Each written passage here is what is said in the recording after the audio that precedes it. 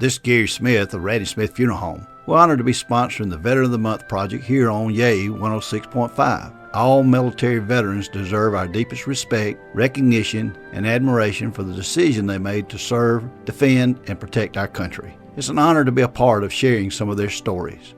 Our Veteran of the Month for November is Richard Bivin. Mr. Bivin served as an Airman First Class in the Air Force from 1960 to 1964. Mr. Bivin went to tech school at Lowry Air Force Base in Colorado before being stationed in Turkey. Upon returning to the United States, he retrained in the field of ground radio communications at Reese Air Force Base in Texas. After leaving the Air Force honorably in 1964, Mr. Bivin attended college using his GI Bill from the military. He tells us more in his own words.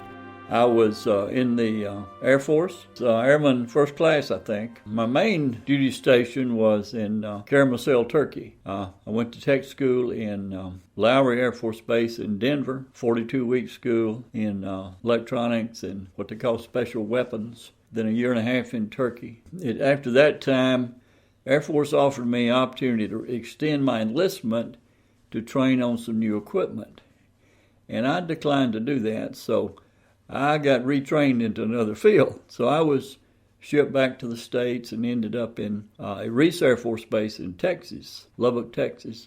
And I retrained in ground radio communications. Ground radio was those little huts on the end of out near the end of the runway that communicated with the tower and with the planes in the air. And our job was to maintain that radio equipment. Well, that's hard to say. My motivation for joining was training, because I was out of high school and in a small town with not much opportunity that looked like it would go anywhere. So I thought the Air Force would be a good way to get some training. And I did. I had some very good electronic training. The greatest benefit that I reaped after that was the GI Bill, where I went back to college. And I had a little spattering of college here and there, took some correspondence courses and so forth. But I got back in college when I was working full-time and went to college at night full-time. Of course, the main thing of my service was I served in the Cold War, and we won that one. That's one thing I'm proud of.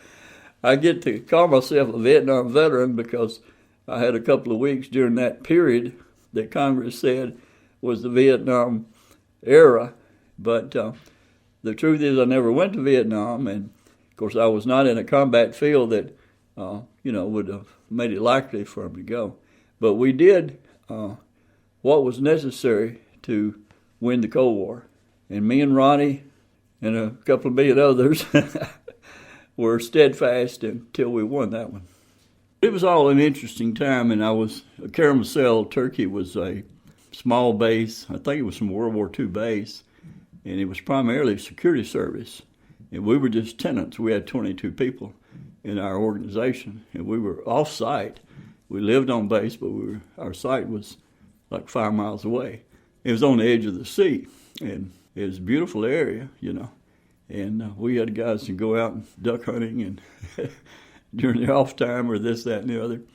One guy came back one day and somebody says, "Look at this big goose Jack shot." It turned out to be a pelican. And Jack had the pelican over his shoulder and his feet was dragging the ground. And the bad thing is pelicans were protected species in Turkey. So I'm assuming the Turkish officials didn't find out about that. But I got a picture of Jack's big goose.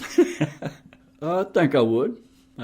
I may have made some different decisions from time to time, but basically, I thought it was a good experience. And I came back able to do more and have a greater vision of what I should do in the future. Congratulations to Richard Bivin, our Veteran of the Month for November. We'd also like to thank American Legion Post 45 for helping with the selection process. This is Gary Smith of Ratty Smith Funeral Home in Sylacauga.